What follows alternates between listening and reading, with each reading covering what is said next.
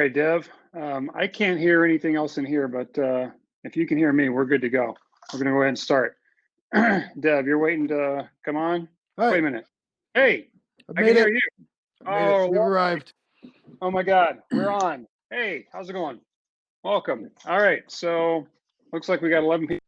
If you're in here, hit the chat, say hi so we can see your name, and you can interrupt us. We've got had to do some last minute camera switching here, give them a better lighting. Okay. So am I not heard? Oh, hi, Christy. You are heard.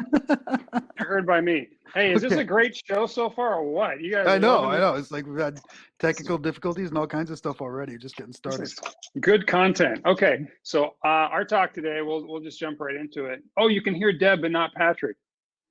That's interesting. I can hear you, Patrick, pretty well. You can hear me well. Yeah. Oh, Neil can hear both. Sue, can you read lips? I don't know. I have to run. Keep running. Okay, so our talk today is you will probably survive this. You will probably survive this. Obviously, we're talking about the hellish landscape that we've been living in for a while now. And we can say probably because we can't say for sure, right? Not everyone's going to make it.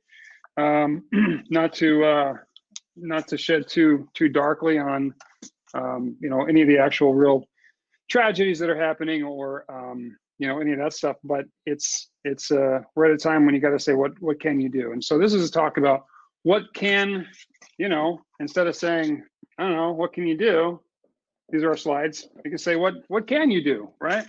And so our talk today is going to be on how do you pivot a pivot.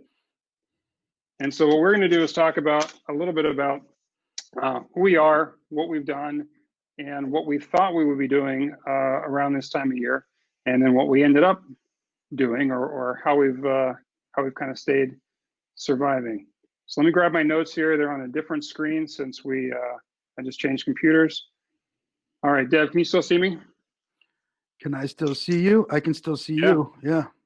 All right, lovely. Okay. All right, so we don't have index cards. We've got notes here. We've only got half an hour. We want to make sure it's worth everybody's time. We think this will be worth your time. We think it'll be worth our time. We think we're going to have a good time. So, Dev, why don't you go ahead and introduce yourself really quickly while I'm finding the rest of my notes. Sure. Hey, everybody. My name is Dev Jana. I am turning the heat on in my house today. It's probably 11 people in here. That's probably about how many degrees are on the thermometer outside. I am working with Patrick at Puzzle Fox. I'm the de facto director of operations there, but I spend the vast majority of my time as a director of instruction for Prime Digital Academy, where I help folks launch their careers as full stack developers. So we've got 2 programs over there.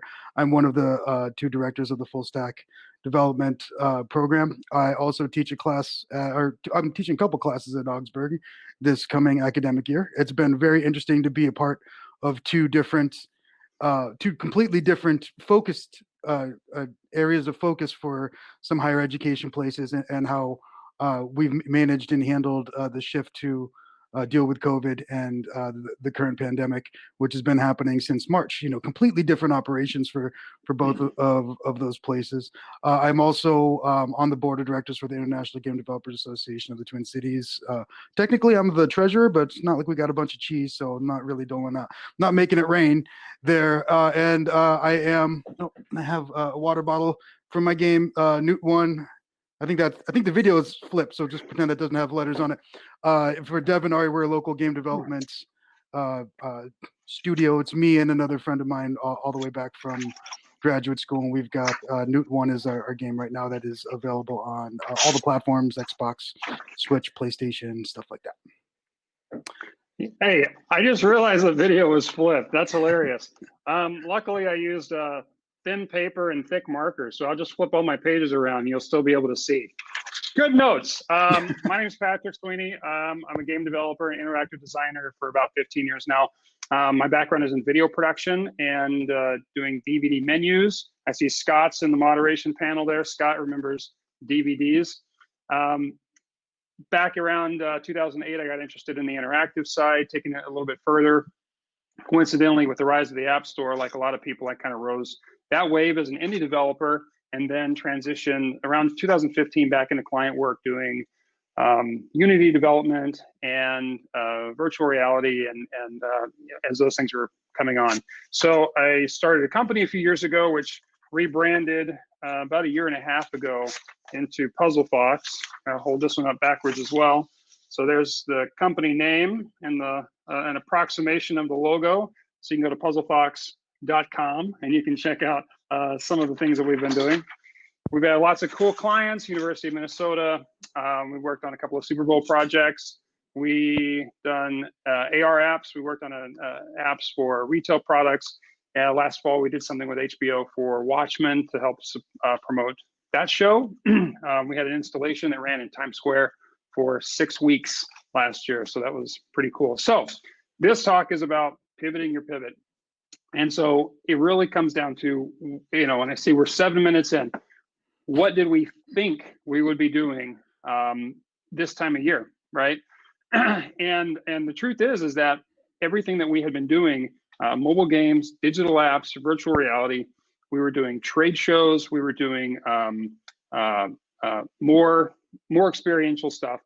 And so I thought that we would be moving much closer into what's called LBE, which is location-based entertainment. I think your video is only flipped for you, is what Scott is telling us in the chat. So you can probably hold it up correctly for everyone else. Wait technology, man. We're still sorting I'm the only one who can read these things? All right, well, if you can't read it, you can spell it, LBE, okay? LBE, location-based entertainment. So that's experiential entertainment. It's like doing more advertising and marketing, that kind of thing. Trade shows are definitely experiential entertainment. 2019 was a year of travel. We took the Puzzle Fox team to New York and LA for these HBO installs. We took a few of our team down to IAPA Expo, which is in Florida, last November, which is a theme park and attractions trade show.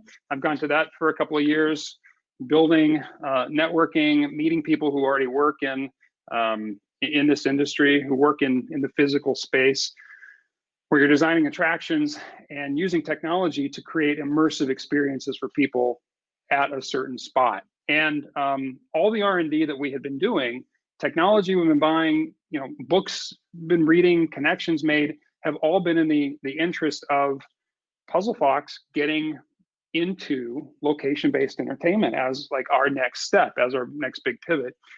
And then COVID-19 hit.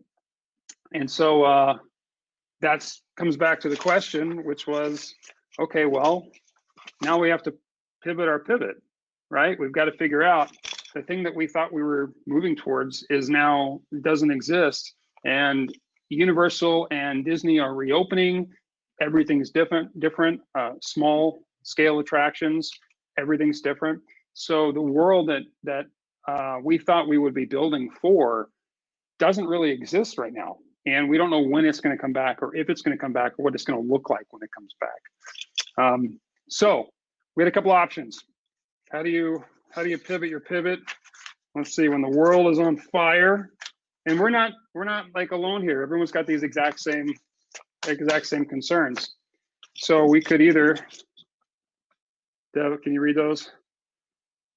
Ignore science and just keep going and just like, well, things are going to come back. This is all fake news, right? It's good. Or we could react to change and figure out, how do we stay relevant, to the new normal? How do we address the things that people actually need right now? What are the things that our client base is going to need to shift to? How can we assist them in that conversation and like shifting their goals over to things that make sense with what we can do with the new world as it is? And then sort of keeping that focus on a location-based pivot, just sort of pushing that back a little bit and reassessing that. So what do we get out of this, right? If we're going to react, we've got a few ways we can do that. So we've got a little checklist here. I started running out of paper, but this is supposed to say check your sunk cost at the door. So we did talk about sunk cost in our description, so we had to address that today. I mean, this says sunks, so check your sunks at the door. Which I don't know about you, Deb, but I think that's a good way. The next one is look for opportunities. And any guesses on this one? Any guesses? Chat room? No one? No one? Take advantage of downtime, but not by sitting on a lawn chair, but take advantage of downtime. So Deb, do you want to tell us, spin us a wee yarn about— You want me to spit 16 bars about checking your sunks? check them songs. If you could, could you free flow a little bit? Just do it. No, it'll be the nerdiest rap you ever heard. But yeah, yes. So my last job was as the technical project manager for Image Metrics, which I loved working there. A great company. It was in LA. They were the company that did the facial animation for Benjamin Button and Grand Theft Auto and 4 and stuff like that. You know, the Red Dead Redemption. So I was very excited about it. I actually applied there as a developer, and I wanted to be that's what I thought I was interviewing for, honestly. And they were looking for a project manager and a technical project manager. And even during the interview process, it was like, hey, we've got this project manager position open. I should mention that at this point, I had a lot of experience managing teams. At one point in time, I was running a program at a college in Phoenix where I had 20 instructors. My team was 20 instructors, and I had 500 some students at any point in time. So I'd been used to kind of directing human traffic in terms of both a working space and an educational space. And they were building their team. So in the interview process, they kind of brought up like, well, would you be interested in leading the teams or like in developing the developers? Never said that out loud, but that was part of the discussion. And I was like, well, my sunk cost is my whole career has been about development and design. I've never really thought about me moving in this direction.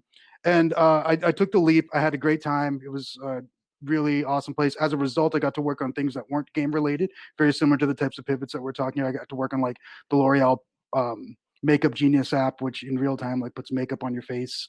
And we had like millions of concurrent users on that. I got to work on a zombie app and a football face paint app and stuff like that are all the same type of technology that we see in like Snapchat and stuff now is the same kind of real time stuff on mobile devices, 5-6 years ago, like so I got to be like on the crest of that and see how the business works. But what I also did was build a whole bunch of really interesting skills in how to run a development team, because that wasn't my focus going there. And I had to pivot my personal focus in order to be able to do that and kind of step past the sunk costs that I had put in my career in order to continue as a developer. And then as I left and I came back here and I kind of got back into game development and also clearly like in a leadership position in education at Prime, those are all skills that I can immediately apply to any of these other situations. In fact, if you've seen me at Minibar or JavaScript Minnesota or these other places where I do talks, about 80% of the time, I'm not talking about development. I'm talking about managing your project correctly and project management techniques, because if you do that correctly, the development stuff falls into place. And it occurred to me when we were preparing for this talk that that's kind of a personal story, but that approach to being able to saying like, hey, these are the sunk costs of what my skill sets are and where I think my career is going, that scales up very nicely to about the startup level. But when you get, a little bit bigger and you're a more established company, maybe outside of the technology space, that becomes less and less appropriate. And one of the things that I've been lucky enough to do is hire a lot of developers. I've been what I call, now that I'm teaching again on the other side of the desk, I say when I'm interviewing developers, one of the things that I'm often doing is assessing their abilities in terms of what is their potential, not what is their history. And that's a very attractive thing when you're assessing someone and you're interviewing them for a position. It's a very attractive thing if they can actually verbalize that and why those skills, why those outcomes are possible for them. And I think that in particular is a skill set and is a type of language that would scale very nicely to startups.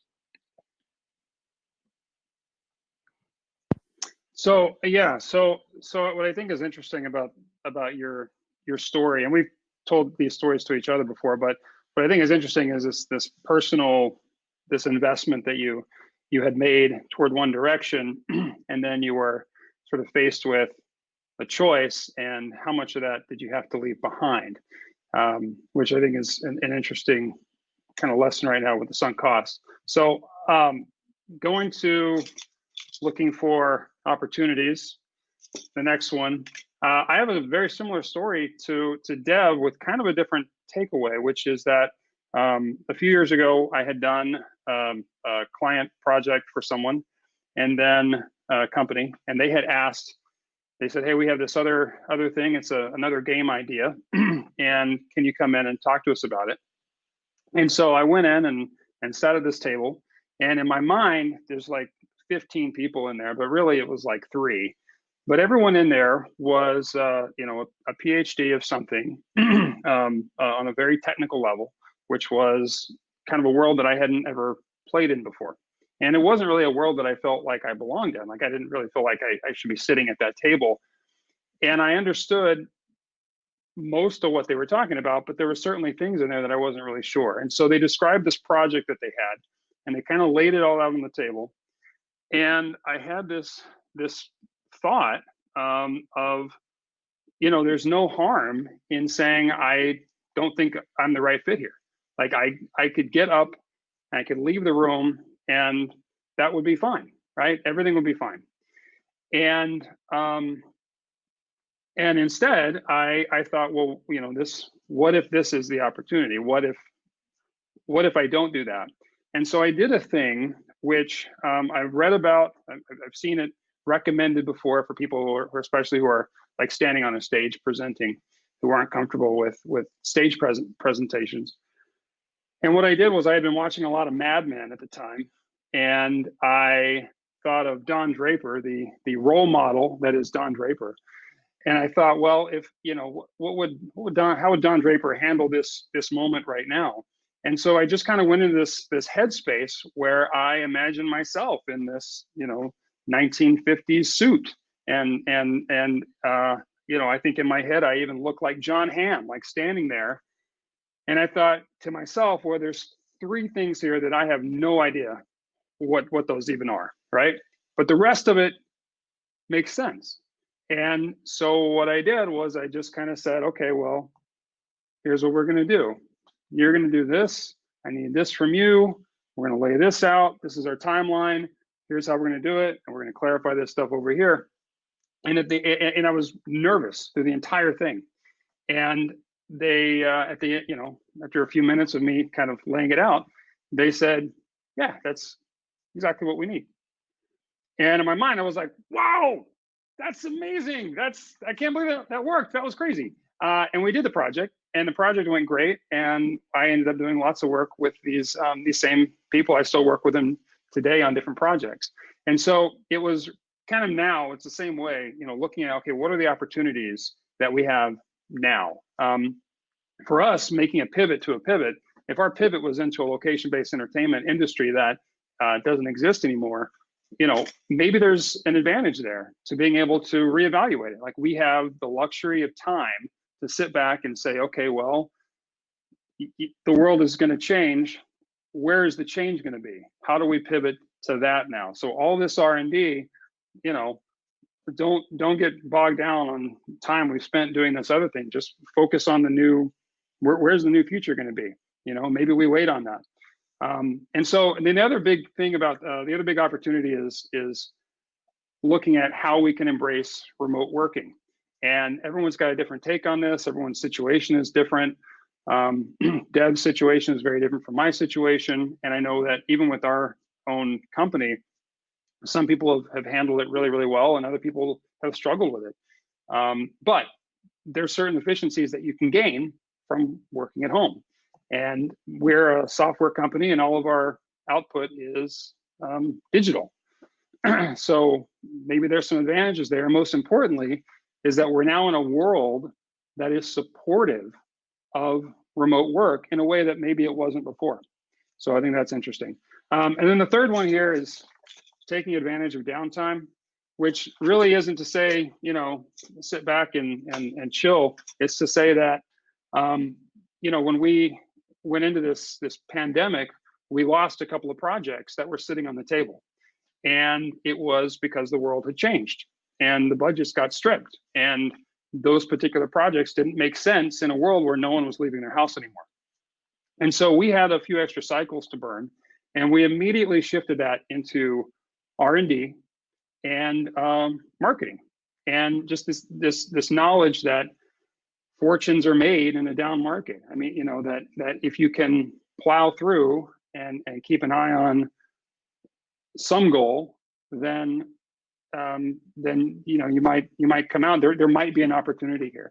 Kind of as gross as that sounds, but it's kind of a real thing that has to be assessed. So I think that's really the bulk of what we wanted to talk about. The final point, Deb, you want to lead into kind of the end? We have 10 minutes here left, and I think we got a little bit more to say. We always have more to say, and I think we all look like Don Draper in our heads, as you said earlier. But I think Very astute, yeah. one of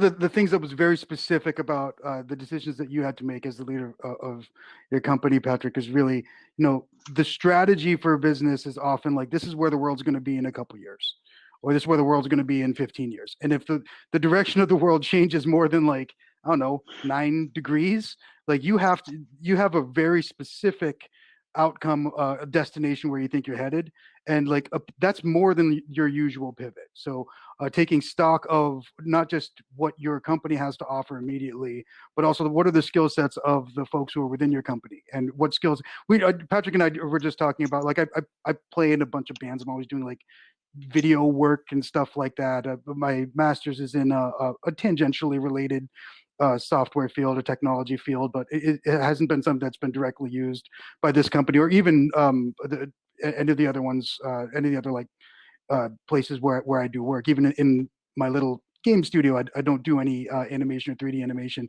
but there is an opportunity there. There is credibility there. There's a history there. There's skill there, and like companies are made of people. And you have an opportunity to like take stock of like, well, what are our strengths as people? And a lot of folks, I think, across the board, especially at like small to medium-sized orgs, are looking for ways to leverage their existing skills, and are probably hungry to be able to use some of those skills that they haven't had an opportunity, with which they haven't had an opportunity to shine. And so there's a ton of hidden opportunity. What did that? It was like, beware or check your sunks at the door, and it was like peep for ops or something like that. The second one, like that is not just an external thing or a personally internal thing. That has a lot to do with the skills of the folks that make up the like physical body of your company, which is kind of your workforce. Yeah, I think that the animation, you know, there's a lot of things, like Dev said, there's a lot of things that are game dev adjacent to the AR and the VR projects that we've been doing. And so, you know, one of the things we're looking at is, you know, we've done AR apps for physical retail products. Well, what if we did some products? What if we built apps for things that we made? You know, what if we, the other thing we've been pushing towards is web connected experiences. So anything that's obviously web connected, there's a whole lot of this video chatting going on. But anything that where you can have people playing together online. Obviously, it's kind of sounds kind of dumb to even to say it has value, but it's amazing how many experiences that we have built that are single player, single user experiences, and just flipping a few extra switches and adding a few extra pieces of tech onto it, and you've got something that is now networked and people can play together. There's a huge amount of value there. So we're pushing web connected experiences. We're looking at animation. We're looking back at video production. We're looking at AR physical products, doing AR apps, and, you know, kind of doing all this around our eventual repivot into whatever the next location-based entertainment thing looks like. One example is we have a company who we did a VR app for, a marketing app for last year. Very cool VR experience. And this year, they obviously the VR experience for a trade show doesn't really work. And so what we're doing instead is building them a mobile app, an augmented reality mobile app that can go on the App Store. And they're going to end up reaching way more people with this app than they would have with the throughput on a single VR headset in a trade show booth. So there's some positive outcome there as well, and just in the number of people that you can reach the work that you're doing. And so I think at the beginning, I tend to have a fairly sarcastic and dark sense of humor. And so, you know, when a pandemic comes along, you can say, well, what can you do, right? What can you do? And I was talking to Deb about this whole thing, and we're trying to, you know, frame our mind around what the heck we're going to do with the world. And he said, you know, what can you do? Like, what is there anything you can do? What can you do? And so the same phrase takes on such a different meaning. You know, an elementary school change to a forward question suddenly is empowering rather than, So I think we've got 3 minutes left. If there's any questions, or we can let Deb play the guitar. It's enough time for a Ramones song. But yeah, a small change in inflection can completely flip your perspective. And I think that there's always opportunity in difficult times. I honestly believe that struggle builds character on a personal level, and also specifically, I mean, this is startup week, but a small company, I've tried working for big companies, and it just isn't the right fit for me usually. So, or at least the ones for which I've worked, it's not a good fit. And part of that has to do with the rigidity that comes with those larger systems. And I think that the fact that what we're talking about right now is something that is scale upable. I think the word for which I'm looking is scalable. Is something that is scalable for like more agile companies. And I hate using the term agile companies because it's a bit overplayed, but I think that is even more relevant at this point in time. As Patrick said, you know, people used to think of remote work as not real work. And like, there's no argument now that's like, clearly we can do it. There are downsides to it, there are upsides to it, but that's there. And if what you do is make bespoke, augmented reality, virtual reality experiences for location-based stuff, and there are no locations, and when there are no one's going to want to be like picking something up that other people had and sticking them on their heads. It's like, yeah, you're going to have to reevaluate it, and you can either be defeated by that, or you can look at it as like, okay, this is an opportunity to show what it is of what we're capable, and to show like the level of resilience and positivity that we're able to radiate. So I would encourage you folks to just kind of think about that in the same way. And if you got any questions, we probably have a couple more minutes left. And if not, you can find us. Yep, there you go. Patrick Swinnea and Dev Jana. We're pretty easy to find. Those aren't exactly like common names. So I think we're pretty easy to find online if you want to chat with us anytime. Google ability.